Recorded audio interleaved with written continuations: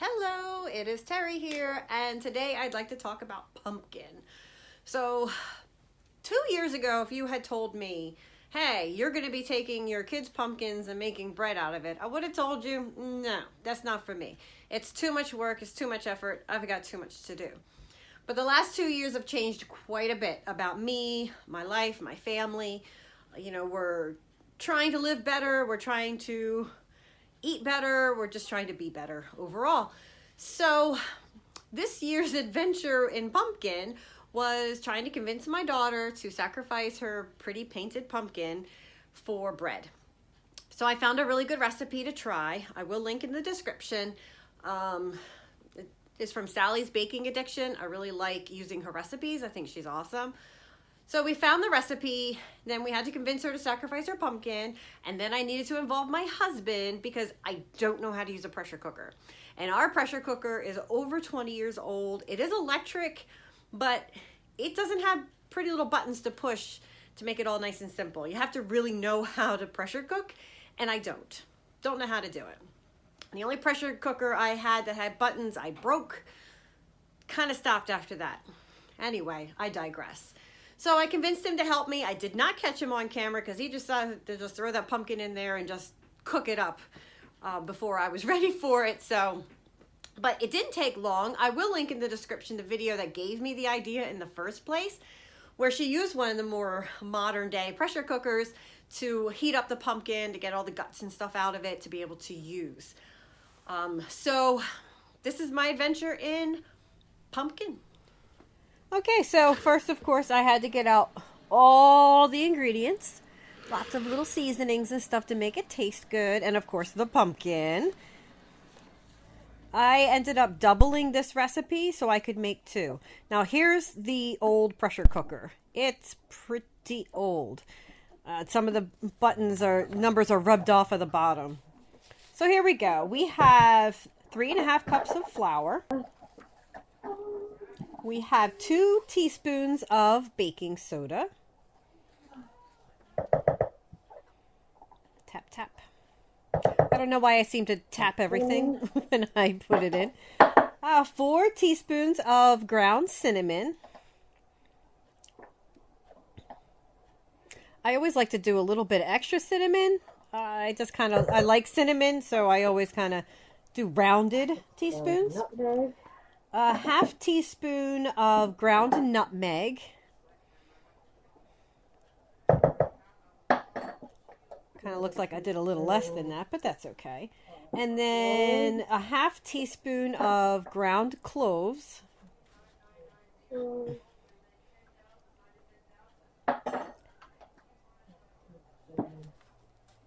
We have a half teaspoon of ground ginger, which they didn't design for a teaspoon. You know, they make these things to shake, and they don't realize you got to sometimes get a measuring thing in there. So I had to force that in there to get that. So I was a little annoyed about that. I mean, my measuring spoons are old. I do have some that are a little narrower, but I like the old metal ones I got from my mom. A little sentimental. Okay, and then 1 teaspoon of salt. Now, my husband is on a low sodium diet, so we do have this low sodium salt that we use, and we just mix that up real good. And of course, now we have to do the wet ingredients in a separate bowl, and I have 4 large eggs that you crack. Oh, careful the shell. Just jumped right in there. I can't be fancy when it comes to cracking eggs. I don't how people do it all fancy with one hand. I wish I knew. We have 1 full cup of granulated sugar. I really like this sugar container. I had a whole set of them from when I got married. We got them at Target, but I can't find them anymore. It's a shame because they're really nice. They seal up real good. So we have 1.5 cups of light or dark brown sugar. Pack it in there, of course. Oh, I almost dropped that on the floor. I wasn't prepared with my scoops. I got all the ingredients out, but I didn't get out all the measuring cups. Got to be a little bit more careful when I'm getting ready to go. And you mix that up. Mix that up real good.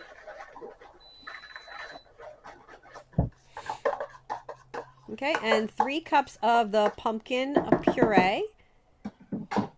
And that was from my daughter's pumpkin. Mixed up real well.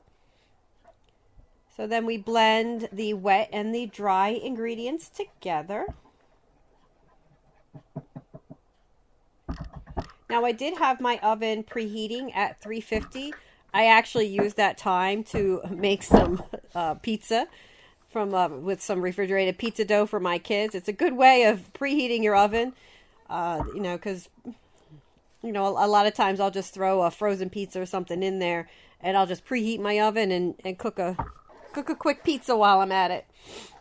Now I did measure out the chocolate chips. I should have used a cup of chocolate chips. I only put a handful in there. There was not enough chocolate chips. So the recipe calls for 2/3 cup. So you should put that in twice, obviously, because I was doubling the recipe. There definitely was not enough chocolate chips. Not for what I like anyway. But if you're looking for less chocolate chips, it's fine. So you spray the pan, and these are just your typical 9x5 loaf pans. They're what I use for baking bread. And I just, put some in each one. I try to make it as even as possible to make them both the same.